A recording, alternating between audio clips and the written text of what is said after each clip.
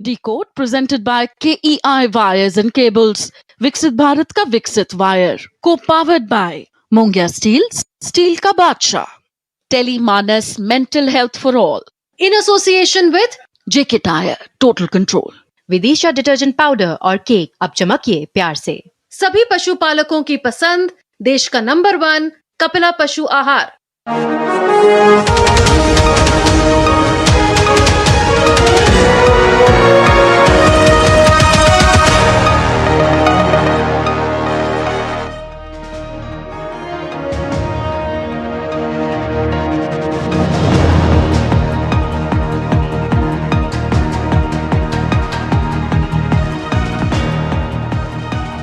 नमस्कार, मैं हूं सुधीर चौधरी और इस वर्ष के आखिरी डिकोड के एपिसोड में आपका स्वागत है. तो आइए आज की खबरों को आपके लिए डिकोड करते हैं.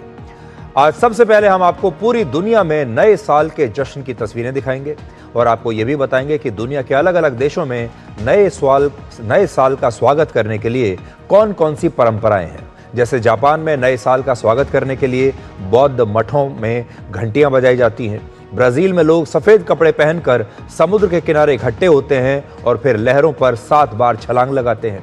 स्पेन और पुर्तगाल जैसे देशों में लोग अंगूर या दाल खाकर नए साल का स्वागत करते हैं. इसके बाद आपको बांग्लादेश लेकर चलेंगे, जहां साल के आखिरी दिन बांग्लादेश की पूर्व प्रधानमंत्री खालिदा जिया की मृत्यु का शोक छाया हुआ था. आज खालिदा जिया के अंतिम संस्कार में वहां 10 लाख से भी ज्यादा लोग पहुंचे, जिससे उनकी लोकप्रियता के बारे में पता चलता है. आज भारत सरकार के विशेष प्रतिनिधि के तौर पर विदेश मंत्री एस जयशंकर भी ढाका में मौजूद थे. आज ये सारी तस्वीरें हम आपको दिखाने वाले हैं और आखिर में आपको बताएंगे कि वर्ष 2025 आपको क्या सिखा कर गया. आपने इस बीते वर्ष क्या सीखा. असल में जब हम जनवरी में होते हैं, साल के शुरुआत में होते हैं, तो हमें बहुत सारी उम्मीदें होती हैं और सपने होते हैं, और जब साल समाप्त होता है दिसंबर में, तो वो एक आईने की तरह बन जाता है. और 2026 में आपको अपना पैसा कहां पर निवेश करना चाहिए, आज आपको ये भी बताएंगे.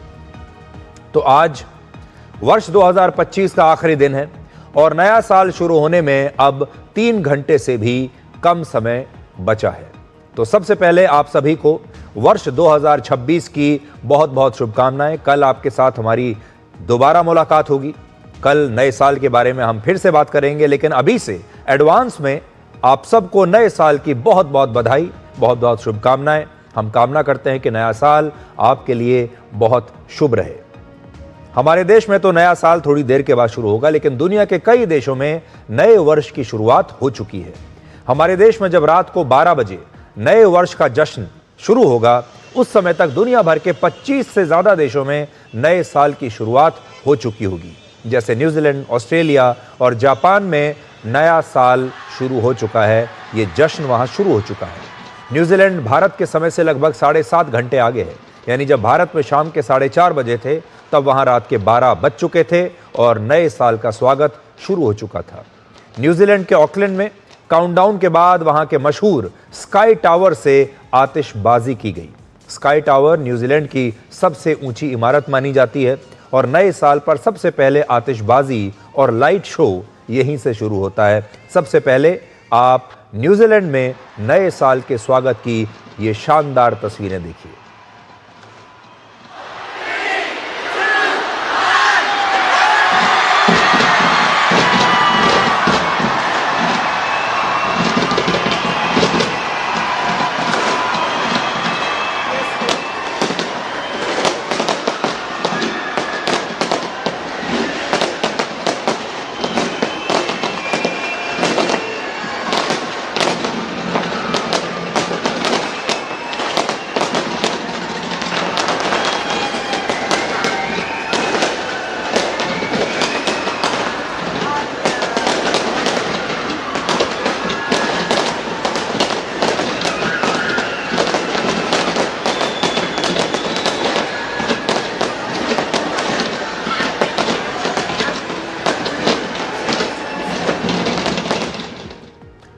न्यूजीलैंड आपने देख लिया. अब ऑस्ट्रेलिया को देखिए. वहां पर भी नए साल के जश्न की शुरुआत हो चुकी है।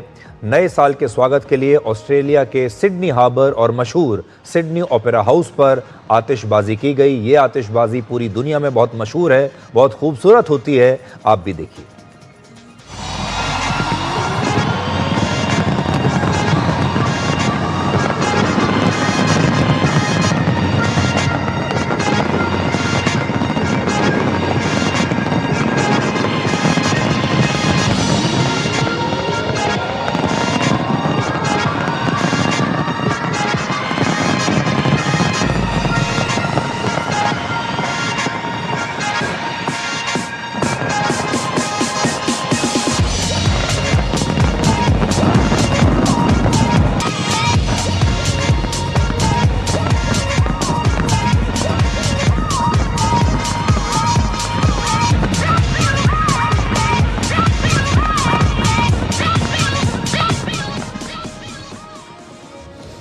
अब आपको अपने देश में वापस लाते हैं। नया साल शुरू होने से पहले आज वाराणसी में गंगा घाट पर विशेष आरती की गई और नए साल के स्वागत के लिए दिए जलाए गए। आपको वाराणसी के गंगा आरती की तस्वीर भी आज हम दिखाना चाहते हैं। ये आप देखिए, दूसरे देशों से बिल्कुल अलग प्रकार की शुरुआत है नए वर्ष की।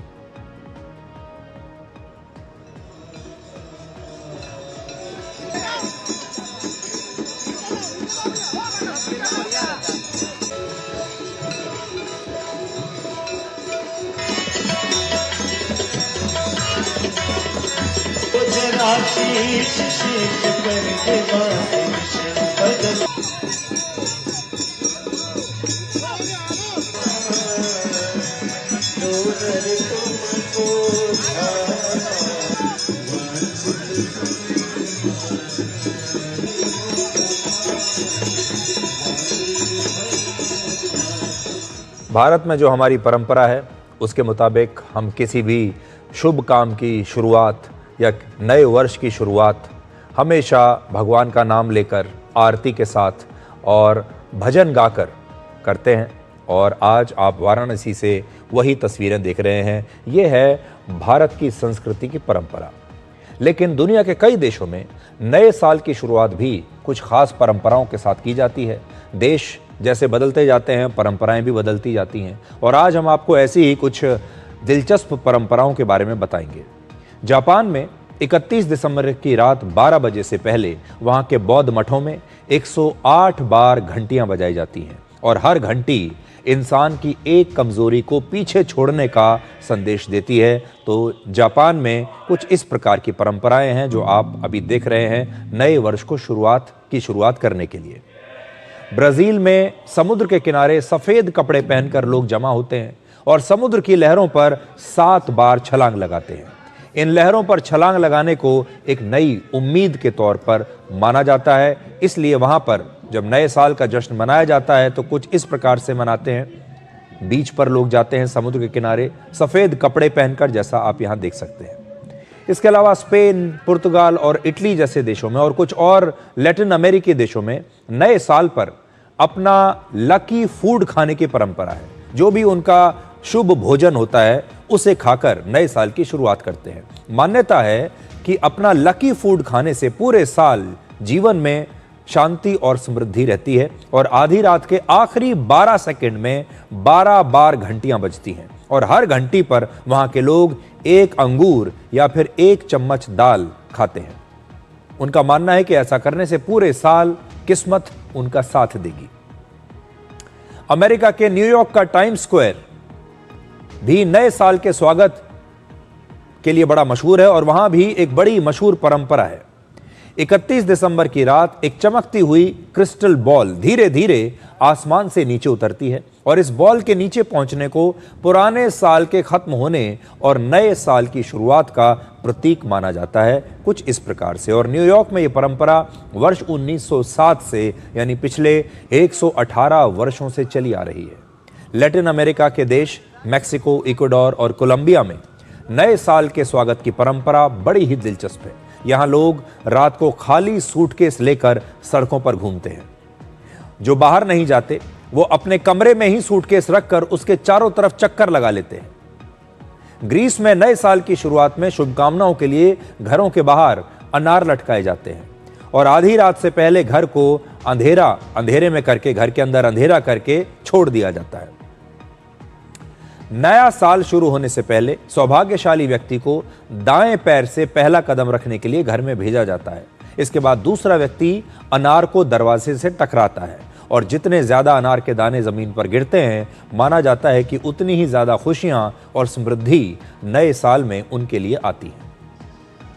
तो आप देखिए कि दुनिया भर के अलग अलग देशों में अलग अलग संस्कृति है, अलग अलग बोलचाल है, अलग अलग परंपराएं हैं और सभी लोग अपने अपने हिसाब से नए वर्ष का स्वागत करते हैं।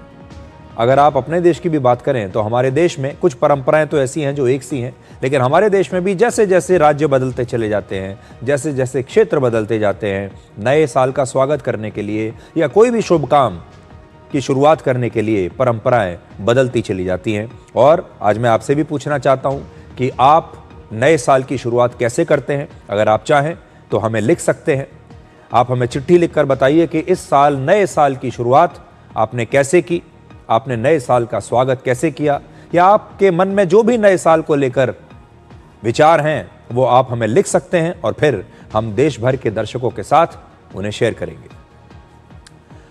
अब आपको बांग्लादेश लेकर चलते हैं, जहां साल के आखिरी दिन बांग्लादेश की पूर्व प्रधानमंत्री खालिदा जिया की मृत्यु का शोक छाया हुआ था।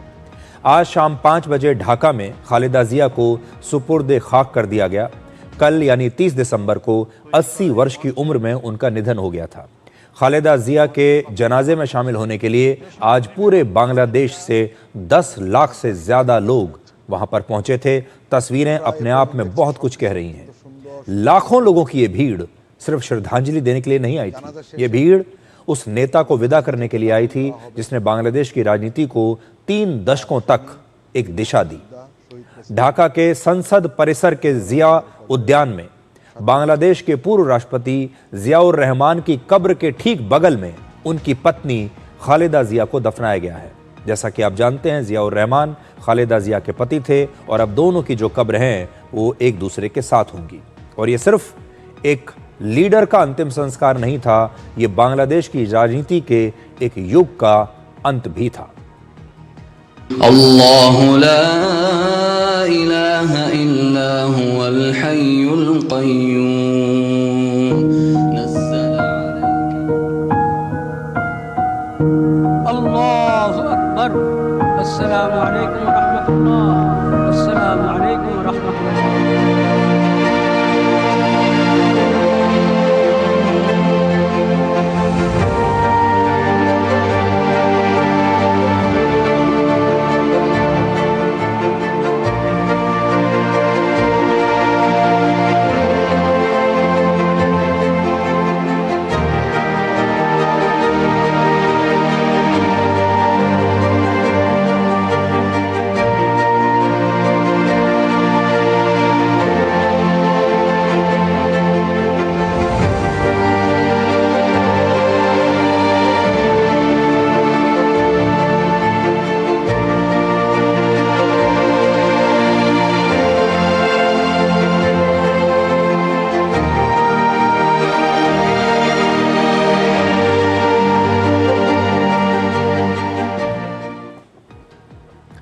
अब बड़ा सवाल यह है कि क्या ये 10 लाख लोगों की भीड़ खालिदा जिया के बेटे तारिक रहमान को 12 फरवरी को होने वाले आम चुनावों में वोट देगी? क्या उन्हें मदद करेगी? खालिदा जिया बांग्लादेश में बहुत लोकप्रिय नेता मानी जाती हैं और चुनावों से ठीक पहले उनके निधन से उनके बेटे तारिक रहमान के पक्ष में एक सहानुभूति की साफ लहर अब देखी जा रही है। अगर 10 लाख लोगों की ये भीड़ अगले चुनाव में वोटों में तब्दील हो जाए तो बांग्लादेश की राजनीति में इसका एक बहुत बड़ा निर्णायक असर हो सकता है। आज का दिन राजनीति की बात करने का तो नहीं है, आज का दिन वोटों की बात करने का नहीं है, लेकिन जब किसी नेता की ऐसी लोकप्रियता दिखाई देती है और उस देश में अगले कुछ दिनों में चुनाव आने वाला हो तो लोग राजनीति का गणित जरूर लगाते हैं, चुनाव का गणित जरूर बैठाते हैं। और ये भीड़ इस बात का संकेत है कि खालिदा जिया की बांग्लादेश नेशनलिस्ट पार्टी यानी बीएनपी के समर्थक आज भी भावनात्मक रूप से अपनी नेता के साथ जुड़े हुए हैं। और खालिदा जिया के निधन के बाद अब उनकी पार्टी का जनाधार और भी ज्यादा मजबूत हो सकता है। বেগম জিয়ার মৃত্যুতে আমরা ভারাক্রান্ত, দেশ একটা জাতি হারাইছে, মানে সূর্য সন্তান হারাইছে। যা না থাকলে, বেগম খালেদা জিয়া না থাকলে এই দেশে গণতন্ত্র থাকতো না। যে খালেদা জিয়ার কারণে আমরা আজ গণতন্ত্র পাইছি। যেই কবারই 1991 থেকে দেশে যতবার ক্রাইসিস হয়েছে, এই বেগম খালেদা জিয়ার নেতৃত্বে আমরা গণতন্ত্র পূর্ণ রায় পাইছি। আমরা আজকে খুবই শোকাহত যে আমাদের একজন বাংলাদেশের এই মুহূর্তে যে পরিস্থিতি, এই পরিস্থিতিতে ওনার বেঁচে থাকাটা খুবই প্রয়োজন ছিল। এখন ওনার মৃত্যুতে আমরা বাংলাদেশে একটি অপূরণীয় ক্ষতি হয়েছে। ये भी देखिए, बड़ी दिलचस्प बात है, पूरी दुनिया नए साल का जश्न मना रही है, लेकिन खालिदा जिया के परिवार में इस समय शोक का माहौल है। बांग्लादेश में जो उनके समर्थक हैं, उनके चाहने वाले हैं, वो शोक में डूबे हुए हैं और बाकी की जो दुनिया है वो नए साल के जश्न में डूबी हुई है। इसीलिए कहते हैं कि ज़िंदगी कभी किसी के लिए रुकती नहीं है और मौत भी कभी किसी का इंतज़ार नहीं करती। मौत हमेशा समय पर आती है और मौत को इस बात का कोई फ़र्क नहीं पड़ता कि आज कौन सी तारीख है और कौन सा दिन। और अक्सर ये कहा जाता है कि जो मृत्यु है वो कभी देर से नहीं आती, लेट नहीं होती, हमेशा समय पर आती है। ज़िंदगी भले ही आगे पीछे हो जाए, लेकिन मृत्यु हमेशा समय पर आती है। 60 वर्ष के तारिक रहमान को बांग्लादेश के चुनाव में प्रधानमंत्री पद का अब सबसे बड़ा दावेदार बताया जा रहा है और वो 17 वर्षों के निर्वासन के बाद 25 दिसंबर को पहली बार लंदन से बांग्लादेश वापस लौटे थे। खालिदा जिया के अंतिम संस्कार में शामिल होने के लिए भारत के विदेश मंत्री एस जयशंकर भी आज ढाका में थे और वहां उन्होंने खालिदा जिया के पुत्र और बीएनपी के कार्यकारी अध्यक्ष तारिक रहमान से मुलाकात की और उन्हें प्रधानमंत्री नरेंद्र मोदी का एक पत्र सौंपा और भारत सरकार की तरफ से अपनी संवेदनाएं उन्होंने जाहिर की। प्रधानमंत्री मोदी ने तारिक रहमान को एक विशेष पत्र लिखा है जिसमें उन्होंने अपनी संवेदनाएं जाहिर की हैं और उन्होंने कहा है कि वो इस दुख की घड़ी में खालिदा जिया के परिवार के साथ हैं और बांग्लादेश के लोगों के साथ भी वो खड़े हैं। इसी पत्र में उन्होंने 2015 में खालिदा जिया के साथ अपनी मुलाकात को भी याद किया है। खालिदा जिया के अंतिम संस्कार में बाकी सभी देशों ने अपने विदेश मंत्री या फिर अपने बहुत ही सरकार के सीनियर मंत्रियों को भेजा, लेकिन पाकिस्तान ने अपनी नेशनल असेंबली यानी संसद के स्पीकर को ढाका भेजा और उनका नाम है अयाज सादिक। इसका मतलब है कि पाकिस्तान के संबंध खालिदा जिया की पार्टी बीएनपी के मुकाबले कट्टरपंथी जमाते इस्लामी के साथ ज्यादा बेहतर है। इसका अर्थ ये लगाया जा रहा है खालिदा जिया 2 बार बांग्लादेश की प्रधानमंत्री रह चुकी हैं और उन्हें बांग्लादेश में जो बैटल ऑफ बेगम्स कहा जाता है उसमें उनकी एक धुरी उन्हीं को माना जाता है, जिसमें उनकी प्रतिद्वंदी थी बांग्लादेश की पूर्व प्रधानमंत्री शेख हसीना, जो इस समय भारत में शरण लिए हुए हैं। तो बांग्लादेश में एक नए युग की शुरुआत हो रही है। ये पहला चुनाव होगा जब बांग्लादेश की दोनों बेगम इस चुनाव में नहीं होंगी। खालिदा जिया अब इस दुनिया में नहीं है और जो उनकी प्रतिद्वंदी थी शेख हसीना, वो भी इस बार चुनाव नहीं लड़ रही हैं और वो इस समय भारत में शरण लिए हुए हैं। तो ये बांग्लादेश में एक नए राजनीतिक युग की शुरुआत है और पूरी दुनिया फरवरी में होने वाले इन चुनावों पर नजर रखे हुए है कि देखते हैं बांग्लादेश में अब क्या होता है। बांग्लादेश के बाद अब बात करते हैं हमारे एक और पड़ोसी देश चीन की। आज चीन के राष्ट्रपति शी जिनपिंग ने एक भाषण दिया और अपने भाषण में उन्होंने 3 बड़ी बातें कही हैं। पहला, चाइना और ताइवान के चाइनीज लोगों के बीच खून का रिश्ता है और चाइना और ताइवान के विलय को कोई भी रोक नहीं सकता। दूसरा, शी जिनपिंग ने आज अपने भाषण में ताइवान रिकवरी डे का जिक्र किया और बताया कि ताइवान को चीन में शामिल करना उनकी प्राथमिकताओं में से एक है। असल में चीन वर्ष 1895 में जापान से एक युद्ध में हार गया था, जिसके बाद जापान ने ताइवान पर कब्जा कर लिया था और फिर वर्ष 1945 में दूसरे विश्व युद्ध में हार के बाद जापान ने चाइना को ताइवान वापस लौटा दिया था, जिसे ताइवान रिकवरी डे कहा जाता है। और तीसरी बात उन्होंने ये कही कि चाइना की सेना पीपल्स लिबरेशन आर्मी की स्थापना के 70 वर्ष पूरे होने पर उन्होंने अपने सैनिकों को बधाई दी है और शी जिनपिंग हर वर्ष 31 दिसंबर को यानी आज के दिन नए साल के मौके पर एक भाषण देते हैं, अपने देश के लोगों को संबोधित करते हैं और वर्ष 2013 में शी जिनपिंग के राष्ट्रपति बनने के बाद से ये परंपरा अब तक चली आ रही है, जब वो 31 दिसंबर को अपना भाषण देते हैं और अपने देश को संबोधित करते हैं। इस भाषण में वो अपने भविष्य की नीतियां बताते हैं, अपनी प्राथमिकताओं के बारे में बताते हैं, अपनी उपलब्धियों के बारे में बताते हैं, लेकिन आज के भाषण में उन्होंने ताइवान के बारे में बहुत बड़ी बड़ी बातें कही हैं और ये भी कहा है कि चीन और ताइवान के विलय को कोई रोक नहीं सकता। ये पूरी दुनिया के लिए एक संदेश है। अब देखिए, राष्ट्रपति शी जिनपिंग के इस भाषण से पहले चीन की सेना ने ताइवान की सीमा के बहुत करीब जाकर उनकी सीमा पर 29 दिसंबर से 30 दिसंबर तक 2 दिनों की एक बड़ी मिलिट्री एक्सरसाइज की। चीन की सेना के युद्धपोत, उनके फाइटर जेट्स और ड्रोन्स ने ताइवान के बहुत करीब पहुंचकर समुद्र में अपनी मिसाइल्स और रॉकेट्स फायर करके अपनी ताकत न सिर्फ ताइवान को दिखाई बल्कि पूरी दुनिया को दिखाई। और 48 घंटों तक चले इस युद्ध अभ्यास का नाम रखा गया जस्टिस मिशन 2025। यह एक मिलिट्री ड्रिल है, लेकिन चीन ने इसका नाम रखा न्याय का मिशन। और 48 घंटों तक चले इस युद्ध अभ्यास का नाम इस मिलिट्री एक्सरसाइज की वजह से चीन और ताइवान दोनों की सेनाएं अलर्ट पर है। चीन ने कहा है कि यह युद्ध अभ्यास अलगाववादी ताकतों और बाहरी दखल देने वाली ताकतों को चेतावनी देने के लिए किया गया है, लेकिन ताइवान ने कहा है कि यह युद्ध अभ्यास शांति के लिए सबसे बड़ा खतरा है और उसकी सेनाएं इसके लिए बिल्कुल तैयार है। और जब तक चीन का युद्ध अभ्यास चला, तब तक उसके जवाब में ताइवान ने भी अपना एक अलग युद्ध अभ्यास किया और इस युद्ध अभ्यास का नाम रखा गया रैपिड रिस्पॉन्स एक्सरसाइज।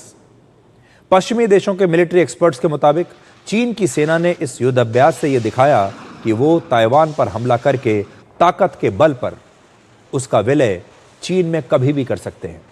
तो सबसे पहले आज आप चीन के इस युद्ध अभ्यास की तस्वीरें देखिए।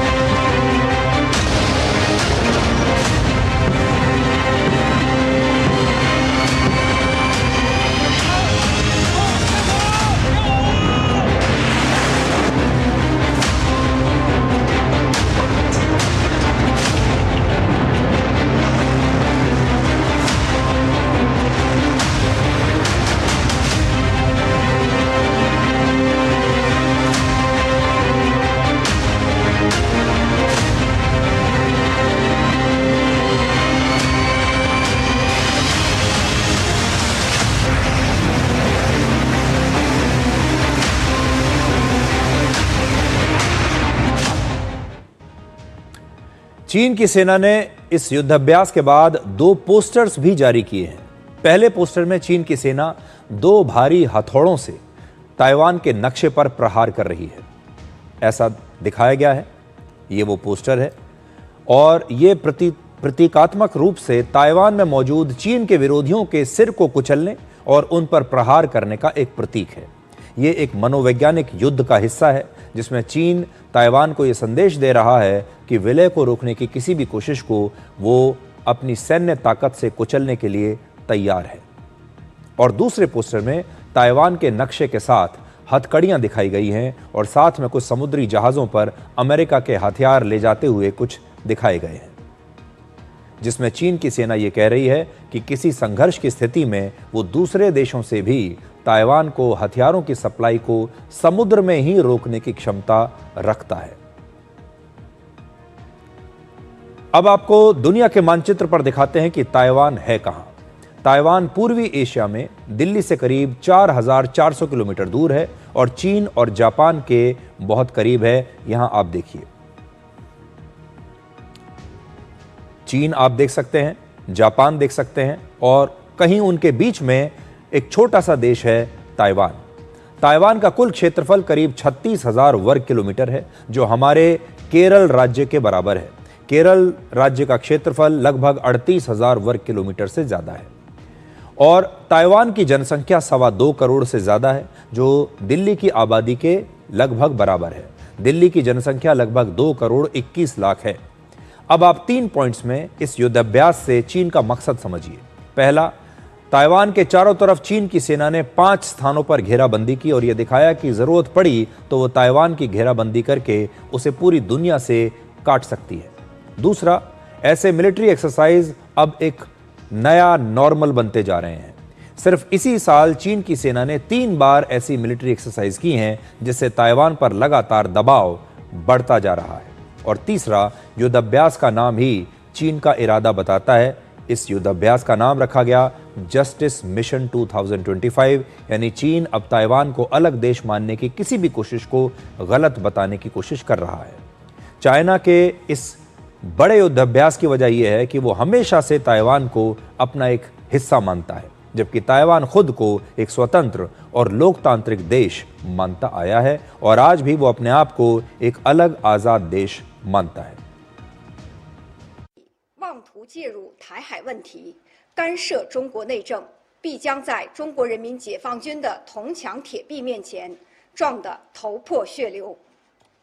祖国统一的历史大势不可阻挡，任何人不要低估我们捍卫国家主权和领土完整的坚强决心、坚定意志、强大能力。明天他们会不会执行这个实弹射击？我想，会不会做实弹射击，那个决定权在他们。但是，我们从国军秉持了料敌从宽的这个态度，我们把每一个可能的状况都必须考量进去。那在台海周围，特别是刚刚所跟各位说明的这个区域里面，实施实弹射击。अब आपको बताते हैं कि चीन ने यह मिलिट्री एक्सरसाइज क्यों की। अमेरिका ने 18 दिसंबर को ताइवान के साथ करीब 1 लाख करोड़ रुपए में हथियारों की एक बहुत बड़ी डील की है, जिसमें अमेरिका ने ताइवान को वो हथियार दिए हैं जिन्हें यूक्रेन के युद्ध में टेस्ट किया जा चुका है। इसमें टैंक्स पर हमला करने वाली मिसाइल्स, हॉवित्जर तोपें, लंबी दूरी तक हमला करने वाले रॉकेट्स के साथ साथ कई और नए आधुनिक हथियार हैं। अमेरिका के रक्षा मंत्रालय की एक रिपोर्ट के मुताबिक चीन वर्ष 2027 तक अपनी पूरी ताकत का इस्तेमाल करके ताइवान को अपने देश में शामिल कर सकता है, अपना हिस्सा बना सकता है। अमेरिका में इसी साल हुए एक सर्वे के मुताबिक 51% अमेरिकी नागरिक मानते हैं कि अगर चीन की सेना ताइवान पर हमला करे तो अमेरिका को ताइवान का साथ देना चाहिए। पश्चिमी देशों के कुछ मिलिट्री एक्सपर्ट्स भी ये मानते हैं कि यूक्रेन के बाद ताइवान दुनिया का एक नया फ्लैश पॉइंट बन सकता है, यानी इसकी वजह से एक तीसरा युद्ध शुरू हो सकता है। या आप बहुत सारे लोग तो कह रहे हैं कि इसकी वजह से एक तीसरा विश्व युद्ध भी शुरू हो सकता है। कुछ दिनों पहले जापान की नई प्रधानमंत्री ने यह बयान दिया था कि अगर ताइवान पर कोई हमला हुआ तो जापान उसे अपने अस्तित्व पर खतरा मानेगा। और इसी हफ्ते रशिया के विदेश मंत्री ने भी कहा कि अगर चीन और ताइवान के बीच कोई संघर्ष हुआ तो रशिया चीन का साथ देगा। दिलचस्प बात यह है कि पूरी दुनिया में बनने वाले 60% से ज्यादा सेमीकंडक्टर चिप्स ताइवान में ही बनते हैं। तो ताइवान के मामले में पूरी दुनिया अब 2 हिस्सों में बंट चुकी है। कुछ लोग चीन के साथ हैं, कुछ देश, और कुछ लोग चीन के खिलाफ हैं, वो ताइवान के साथ हैं। और कौन जानता है कि नए साल में हो सकता है ताइवान ही अब अगला फ्लैश पॉइंट बन जाए। डिकोड में हमारी ये कोशिश होती है कि आपका आने वाला कल बेहतर हो और आप अपने आने वाले कल और भविष्य का सामना करने के लिए जानकारी से पूरी तरीके से लैस हों, ताकि आप उसका सामना कर पाएं। और हर चुनौती का जवाब आपके पास होना चाहिए, और हर चुनौती का जवाब क्या है? वो है जानकारी। इसलिए हम ऐसे मुद्दों पर चर्चा करते हैं जिनका संबंध सीधे तौर पर आपकी जिंदगी, आपके स्वास्थ्य और आपके पैसे से होता है, आपके निवेश से होता है। आज साल का आखिरी दिन है और आज मैं आपको ये बताना चाहता हूँ कि दूरदर्शन न्यूज़ पर डिकोड का ये जो सफ़र शुरू हुआ, ये 15 मई को शुरू हुआ था। और इस साल हमारा ये और आपका जो रिश्ता है, ये कैसे शुरू हुआ और हमने इस रिश्ते को और मजबूत बनाने के लिए कौन कौन से नए मुद्दे आपके लिए उठाए हैं, कैसे डिकोड बाकी के मीडिया से अलग है, कैसे ये शो बाकी के शो से अलग है। इस साल हमने आपको सोना, चांदी और शेयर बाजार जैसे निवेश के अलग अलग विकल्पों के बारे में नई जानकारियां दी। नए साल की शुरुआत पर आप सभी के मन में एक बड़ा सवाल जरूर होगा कि कहां पर अपना पैसा निवेश करें ताकि ज्यादा रिटर्न मिल सके। तो आज सबसे पहले हम आपको ये बताना चाहते हैं कि अगला जो नया साल आ रहा है इसमें आपको क्या करना है। तो सबसे पहले सोना और चांदी के बारे में बताते हैं। वर्ष 2025 में चांदी ने 165% और सोने ने 74% का रिटर्न दिया। ऐसे में हर कोई ये जानना चाहता है कि क्या अगले साल भी सोना और चांदी में इतना ही ज्यादा रिटर्न मिलेगा? क्या इन दोनों के दाम ऐसे ही बढ़ते रहेंगे? एक्सपर्ट्स के मुताबिक वर्ष 2026 में सोने और चांदी में पिछले साल के मुकाबले थोड़ा कम मुनाफा हो सकता है। ऐसा अनुमान है कि अगले साल 10 ग्राम सोने की कीमत 1,50,000 रुपए से लेकर 1,60,000 रुपए तक हो सकती है। यानी नए साल में सोने पर 17 से 18% का मुनाफा आपको मिल सकता है। नए साल में चांदी की फिर से चांदी रहने की संभावना है। 1 जनवरी से चीन से चांदी का एक्सपोर्ट काफी कम हो जाएगा क्योंकि चीन ने चांदी के एक्सपोर्ट के नियम अब बदल दिए हैं। दुनिया भर की जरूरत का करीब 60 से 70% चांदी चीन सप्लाई करता है। ऐसे में चीन से सप्लाई कम होने का असर नए साल में आपको बाजार पर साफ दिखाई देगा। अमेरिका ने भी चांदी को अब एक क्रिटिकल मिनरल घोषित कर दिया है और एक्सपर्ट्स का मानना है कि नए साल में भी सोने के मुकाबले चांदी में ज्यादा रिटर्न मिलने की संभावना है। यानी चांदी आपको सोने से ज्यादा मुनाफा देगा। अनुमान है कि वर्ष 2026 में चांदी की कीमत 3 लाख रुपए से लेकर 3,30,000 रुपए प्रति किलो तक पहुंच सकती है। यह प्रोजेक्शंस है। वर्ष 2025 में भारत के शेयर बाजार को कई मुश्किलों का सामना करना पड़ा, जैसे अमेरिका का 50% टैक्स, विदेशी निवेशकों का भारतीय शेयर बाजार से पैसा निकाल लेना, और सभी चुनौतियों के बावजूद भारतीय शेयर बाजार ने निवेशकों को 9% का मुनाफा दिया। लेकिन नया साल शेयर बाजार के लिए भी और अच्छा रहने की उम्मीद है। पिछले 10 वर्षों में भारतीय शेयर बाजार में हर साल औसतन 12% का मुनाफा हुआ है। अमेरिका की बड़ी फाइनेंशियल कंपनी मॉर्गन स्टैनले का मानना है कि नए साल में सेंसेक्स भी 1 लाख के आंकड़े को पार कर जाएगा और अनुमान है कि 2026 में सेंसेक्स 1,07,000 तक पहुंच सकता है। यानी मॉर्गन स्टैनली के मुताबिक नए साल में भारतीय शेयर बाजार में 25% तक का रिटर्न मिल सकता है आपको। कई और रिपोर्ट्स भी ये कहती हैं कि नए साल में भारतीय शेयर बाजार से औसतन 12 से 13% का मुनाफा हो सकता है। इसलिए नए साल में आप भी समझदारी के साथ अपना पैसा लगाइएगा। अपनी वेल्थ और हेल्थ दोनों का ख्याल रखिए।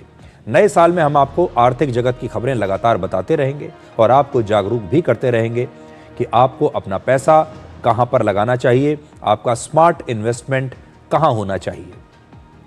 और जैसा कि आपको मैं लगातार बता रहा हूं, आज 2025 का ये डिकोड का आखिरी एपिसोड है और आज के दौर में जब न्यूज़ चैनल्स अक्सर आपको सिर्फ शोर दिखाते हैं, सनसनी दिखाते हैं और खबर को जल्दी ब्रेक करने की जल्दबाजी में उलझे रहते हैं, डिकोड में हमने जानबूझकर एक अलग रास्ता चुना है। यहाँ खबर को शोर और तमाशा नहीं बनाया जाता, यहाँ मुद्दों को बहुत जिम्मेदारी के साथ डिकोड किया जाता है। डिकोड सिर्फ एक न्यूज़ शो नहीं है बल्कि आपको और समाज को बदलने का, उसे मजबूत करने का एक अभियान है और इसीलिए समय समय पर हम ऐसे मुद्दे उठाते रहे और जागरूकता अभियान चलाते रहे जो आपकी जिंदगी में एक सकारात्मक बदलाव लेकर आए बिना शोर किए। 15 मई को इस साल डिकोड की शुरुआत हुई थी और आज जो आप एपिसोड देख रहे हैं इस समय, ये इस साल का या डिकोड का 164वां एपिसोड है। पिछले करीब 8 महीनों में हमने उन तमाम मुद्दों को डिकोड किया जिनके बारे में मीडिया में प्राइम टाइम में कभी चर्चा ही नहीं होती थी। जैसे हमने बुजुर्गों की बात की, उनके अकेलेपन की समस्या को आपके सामने रखा, बुजुर्गों के साथ हो रहे साइबर फ्रॉड जैसी दिक्कतों का जिक्र किया। हमने पहाड़ों पर हो रहे लगातार अतिक्रमण, जंगलों की अवैध कटाई और पर्यटकों की लापरवाही के मुद्दे आपके सामने उठाए। डिकोड में हमने मेंटल हेल्थ की चुनौतियों को कई बार उठाया क्योंकि यह बीमारी दिखती नहीं है लेकिन अंदर से तोड़ देती है। हमने समाज को यह बताया कि मर्द रोते नहीं हैं, ऐसी सोच कितनी जानलेवा हो सकती है। तो हमने मर्दों के पक्ष में भी आवाज उठाई है। मर्द हमारे देश में कितने दबाव में जीते हैं। डिकोड ने सोशल मीडिया के दुष्प्रभावों पर कई बार सवाल उठाए। हमने मोटापे की समस्या को लेकर आपको जागरूक किया। हमने आपको कहा कि आपको फ्राइड खाना नहीं खाना चाहिए, तला भुना खाने से क्या नुकसान हो सकते हैं, इंजेक्शन और दवाइयों के जरिए मोटापा घटाने के शॉर्टकट के प्रति भी आपको सही जानकारी दी। मिलावट को हमारे समाज ने एक नया नॉर्मल मान लिया है, लेकिन हमने मिलावट के खिलाफ भी अभियान चलाया। स्ट्रीट डॉग्स इस साल का एक बहुत बड़ा मुद्दा था। हमने स्ट्रीट डॉग्स के पक्ष और विपक्ष दोनों को डिकोड किया और इनके बेजुबान जानवरों के पक्ष में हमने आवाज उठाई, इन्हें न्याय दिलाने की कोशिश की। और हम ये जानते थे कि इन तमाम मुद्दों से हमें कभी टीआरपी नहीं मिलेगी, लेकिन फिर भी हम इन मुद्दों को उठाते रहे क्योंकि यह हमारा कर्तव्य है। हमने बहुत जटिल जो मुद्दे हैं, जैसे जीएसटी में छूट, सोने और चांदी में निवेश, रुपए में उतार चढ़ाव जैसे मुश्किल मुद्दों को सरल भाषा में आपको समझाया और आपकी आर्थिक समझ को बेहतर बनाने की कोशिश की। हमने स्वदेशी अपनाने को लेकर लगातार मुहिम चलाई, आपसे स्वदेशी सामान खरीदने की अपील की। हमने न केवल समस्याएं बताई बल्कि हर समस्या का समाधान भी बताया। हमने आपकी समस्याओं, सुझावों और भावनाओं को समझने के लिए और देश तक पहुंचाने के लिए डिकोड की डाक नाम से एक नया कार्यक्रम शुरू किया, जिसमें हम सिर्फ आपकी डाक, आपके पत्रों का इंतजार करते हैं। और आप सब ने हजारों चिट्ठियां हमें लिखी।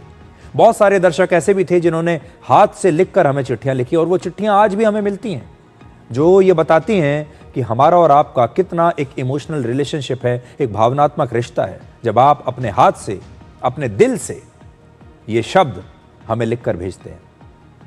और इस साल हमने खबरों को दिखाने के तरीके में एक बिल्कुल अलग प्रयोग किया है, एक अलग पहचान बनाने की कोशिश की। और मैं उम्मीद करता हूं कि आपको हमारी ये कोशिश पसंद आई होगी। आप समझ रहे होंगे कि हम ये कोशिश करने की जो हमने ये नई पहल शुरू की है, ये क्यों की है, ये सिर्फ आपके लिए की है।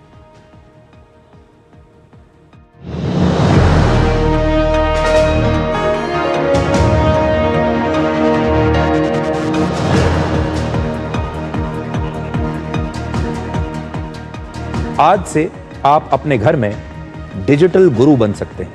आज से घर के युवा, घर के बच्चे हर रोज अपने 24 घंटे के दिन में से कम 10 मिनट अपने माता पिता या दादा दादी को स्मार्टफोन इस्तेमाल करने की ट्रेनिंग दें। देश की बड़ी बड़ी टेक कंपनियों से हमारी अपील है कि वो बुजुर्गों के लिए फ्रेंडली एप्स बनाएं। जैसे हम सभी अपने शरीर को आराम देते हैं, उसी तरह दिमाग को भी आराम देना जरूरी है।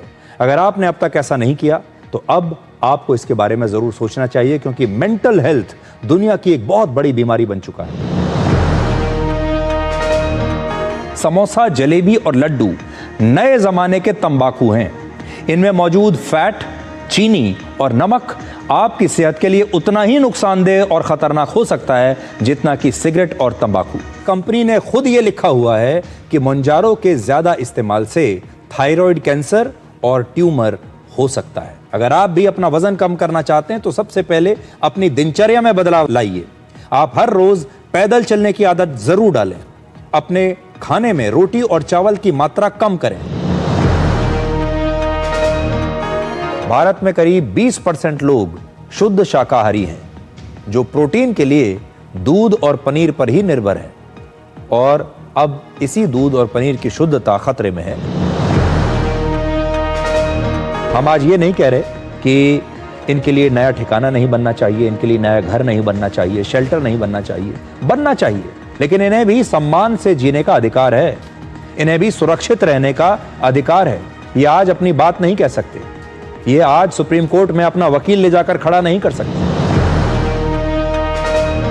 आज से आप ये तय कीजिए कि आप अब स्वदेशी सामान ही खरीदेंगे। अमेरिका ने ये 50% टैरिफ लगाकर भारत के 146 करोड़ लोगों को बहुत बड़ी चुनौती दी है, और भारत के सभी लोग मिलकर मेड इन इंडिया की इस ताकत से अमेरिका को जवाब दे सकते हैं। आपसे हमारी यही अपील है कि ऐसे लोगों को ना तो आप देखिए, और अगर ऐसी रील्स आपके सामने आती हैं तो उन्हें लाइक करने के बजाय इन्हें रिपोर्ट कीजिए।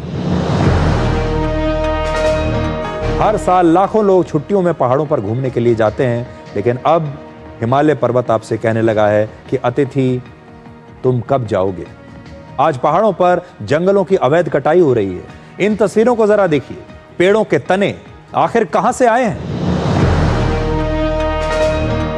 अक्सर जब दुनिया भर में डर का माहौल बनता है तो सोना और चांदी का निवेश बढ़ जाता है। सोने और चांदी में लोग ज्यादा पैसा लगाते हैं क्योंकि चारों तरफ अनिश्चितता है, क्योंकि सोना और चांदी को एक तरह का इंश्योरेंस माना जाता है।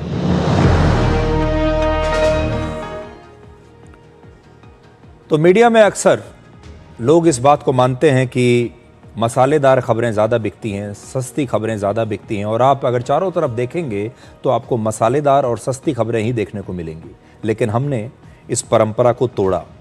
हमने आपको ना तो मसालेदार खबरें दिखाई, ना हमने आपको कभी सांप्रदायिक खबरें दिखाकर आपको भटकाने की कोशिश की, ना हमने राजनीतिक बयानबाजी और नेताओं के बयान बार बार आपको दिखाए और सिर्फ राजनीतिक खबरें आपको दिखाई और आपका समय बर्बाद नहीं किया। हमने आपको यह बताया कि जानकारी सबसे बड़ा शस्त्र है और जागरूकता इस समाज में लाना हमारा सबसे बड़ा लक्ष्य है। भारत और भारत का समाज मजबूत हो, इसी लक्ष्य के साथ हम चलते हैं। और सबसे बड़ा हमारा जो लक्ष्य है, हमने जो सोचकर डिकोड की शुरुआत की थी, वो ये कि हम और आप एक ही परिवार का हिस्सा हैं। हमारी कोशिश थी कि डिकोड भारत का एक फैमिली न्यूज़ शो बने, जिसमें आपका पूरा परिवार एक साथ बैठकर इस शो को देख सके।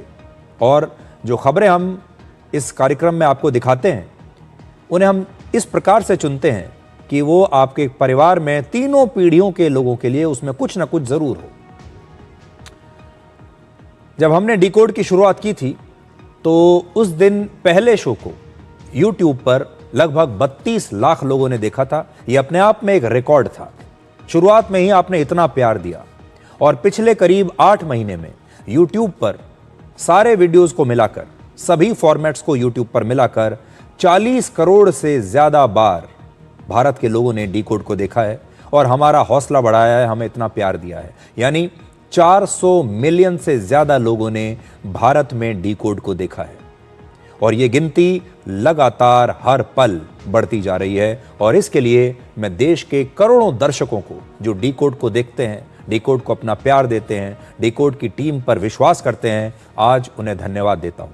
और हमारा आपसे वादा है कि नए साल में हम फिर से आपकी समस्याओं, आपके लिए नए मुद्दों को बेहद संजीदगी के साथ उठाएंगे और उन सारे विषयों को सरल भाषा में आपके लिए डिकोड करेंगे। क्योंकि डिकोड सिर्फ एक शो नहीं है, ये एक जागरूकता अभियान है। ये देश और समाज को बेहतर बनाने की एक जिद है। और आज जब वर्ष 2025 समाप्त होने ही वाला है, तो सवाल ये नहीं है कि इस साल क्या क्या हुआ। ये तो बहुत सारे लोग आजकल आपको फिर से दिखा रहे हैं कि इस साल की बड़ी घटनाएं कौन सी हैं। आज सवाल यह है कि इस साल ने हमें इंसान के तौर पर क्या सिखाया। तो आज थोड़ा उसके बारे में भी बात कर लेते हैं। 2025 ने हमें पहली सीख दी कि हम योजनाएं तो बनाते हैं, लेकिन जीवन अपनी राह पर अपनी मर्जी से चलता है। हमने सपने देखे, अपना नया भविष्य तय किया और फिर अचानक कोई एक दुर्घटना होती है और उसकी वजह से हमारी यात्रा अधूरी रह जाती है और कई सपने वहीं पर या तो टूट जाते हैं या रुक जाते हैं। और इसका उदाहरण है अहमदाबाद का एयर इंडिया का क्रैश।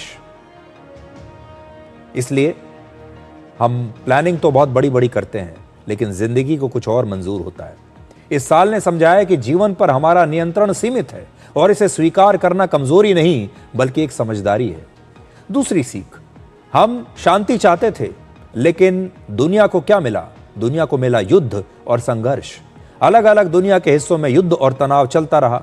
खबरें बदली, लेकिन आम लोगों की पीड़ा वही रही। और इस साल रशिया और यूक्रेन का युद्ध जारी रहा।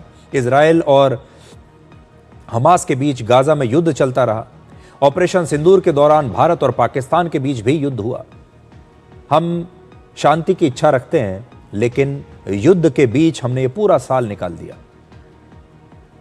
तीसरी सीख, टेक्नोलॉजी बहुत आगे बढ़ चुकी है और इंसान पीछे छूटता चला गया। इस साल आर्टिफिशियल इंटेलिजेंस हमारे काम को आसान तो बना सकता है, लेकिन वो हमारा सच्चा दोस्त नहीं बन सकता, वो हमारा लाइफ पार्टनर नहीं बन सकता।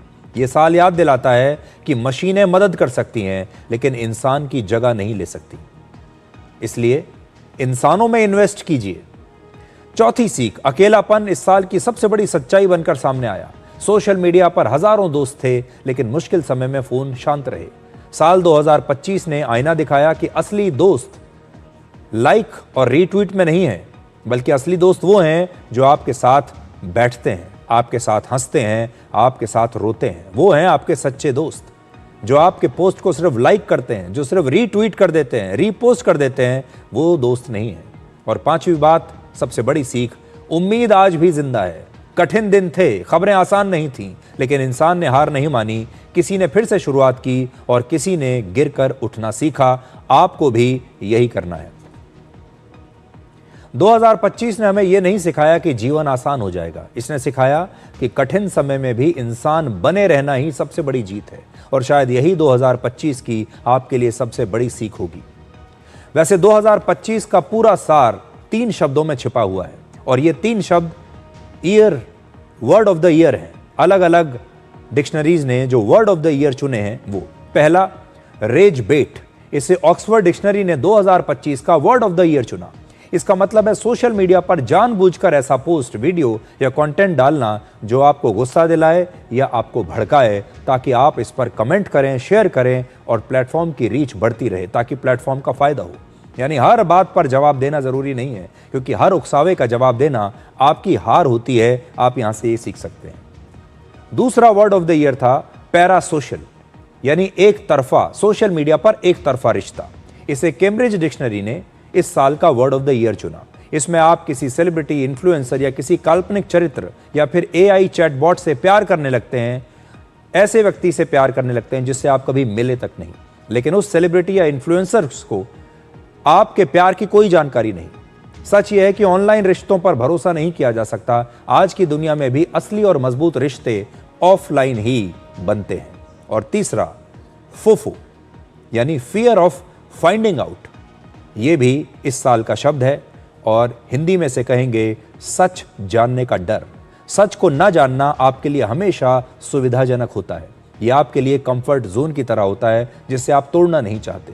मनोवैज्ञानिक कहते हैं कि लोग हमेशा से सच से भागते हैं।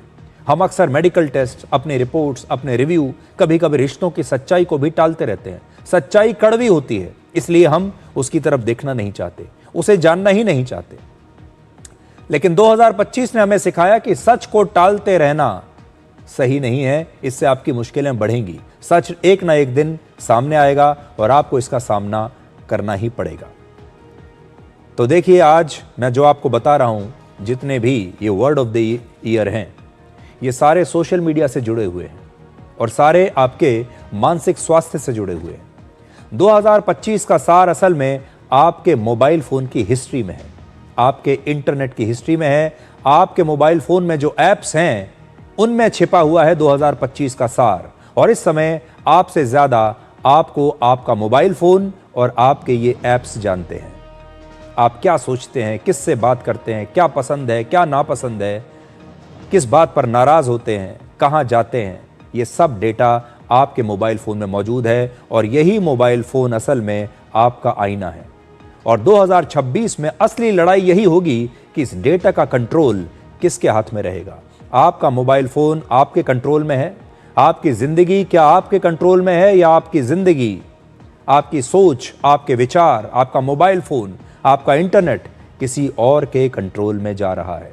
तो अपने आप से एक ही सवाल पूछिएगा कि आपके मोबाइल फोन की हिस्ट्री 2025 की क्या कहती है, और क्या 2026 में आप इसे छुटकारा पाना चाहेंगे, क्योंकि कोई और है जो आपको कंट्रोल कर रहा है। एक छोटे से ब्रेक के बाद हम आपको नए साल के एक और बदलाव पर एक कविता सुनाएंगे।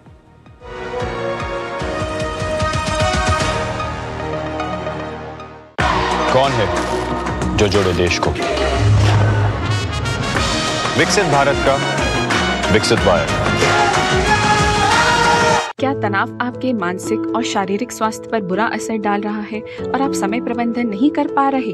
तनाव प्रबंधन के लिए टेलीमानस के 14416 पर संपर्क करें। विदिशा डिटर्जेंट पाउडर और केक, जो दाग धब्बे निकाले प्यार से। विदिशा डिटर्जेंट पाउडर और केक, अब चमकिए प्यार से। हिंदुस्तान मिले हिंदुस्तान से। जय हो देश हो विदेश हो जेके हो। देश का टायर जेके टायर। गोल्डी मसाले के 100 ग्राम के स्पेशल पैक्स में फ्रेशनेस लॉक है। ऐसे गोल्डी मसाले जहां जाएं रिश्ते बनाएं। कौन है जो जोड़े देश को? विकसित भारत का विकसित वायर।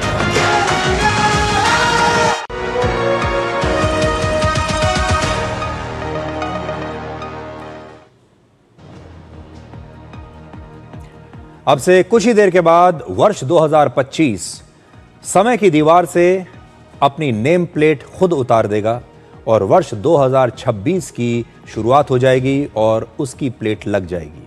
और नए साल पर हम आपके लिए एक कविता लेकर आए हैं और इस कविता का शीर्षक है बदलाव। 2025 से 2026 सिर्फ कैलेंडर बदल जाएगा या आपके अंदर कोई बड़ा बदलाव भी आएगा? 2025 ने हमें आईना दिखाया, भीड़ में अकेले होने का मतलब समझाया, मोबाइल फोन की स्क्रीन चमकती रही, अंदर के अंधेरे और गहरे होते गए और हमारे अपने बारी बारी से खोते गए। नए साल पर आप सोशल मीडिया में खो न जाएं, असली रिश्तों को और मजबूत बनाएं। समय पलट रहा है, फिर एक नया पन्ना, आप फिर से बुने एक नया सपना। नया साल तभी सच में बदलेगा जब आपके अंदर एक नया उजाला फैलेगा। नजरिया बदला तो किस्मत भी बदलेगी, आप बदलेंगे तो दुनिया भी बदलेगी।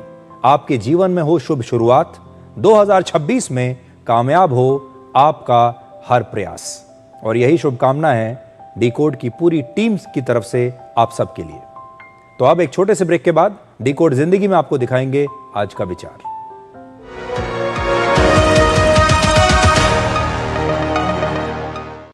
कौन है जो जोड़े देश को?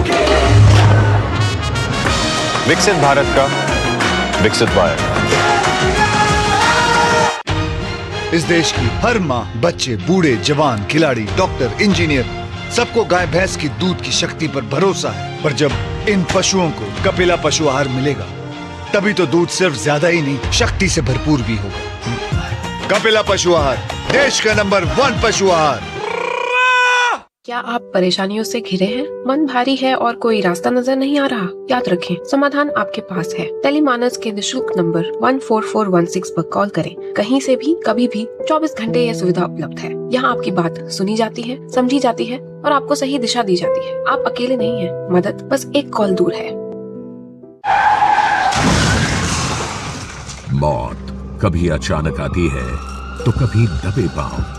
दुर्घटना प्रभावित गर्भवती महिला, थैलेसीमिया रोगी के लिए रक्त का अभाव जानलेवा हो सकता है। जिंदगी और मौत की इस लड़ाई में आप बन सकते हैं सुपर हीरो। रक्तदान करने से कम नहीं होता, गर्व होता है, जान बचाने का गर्व। आखिरकार मैं 18 की हो गई तो इस बार मैंने वोट भी डाला और खून भी दे पाई। 65 साल की उम्र तक 177 बार किया स्वैच्छिक रक्तदान और यही है मेरा अभिमान। कीजिए रक्तदान और बनिए किसी के चेहरे की मुस्कान। इतनी नन्ही सी जान, आपका हमेशा करेंगे सम्मान। आप हो मेरे सुपर हीरो। रक्तदान यानी जीवन दान। Thank you. Blood transfusion services division DGHS, स्वास्थ्य एवं परिवार कल्याण मंत्रालय, भारत सरकार द्वारा जनहित में जारी। कौन है जो जोड़े देश को? विकसित भारत का विकसित वायर।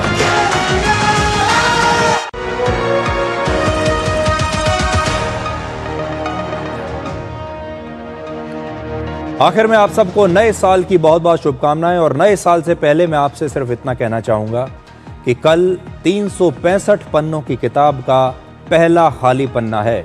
जो भी लिखिए अच्छा ही लिखिए। अब आपसे हमारी अगली मुलाकात होगी नए साल पर कल रात 9 बजे। तब तक आप खुश रहिए, सुरक्षित रहिए, स्वस्थ रहिए। नमस्कार।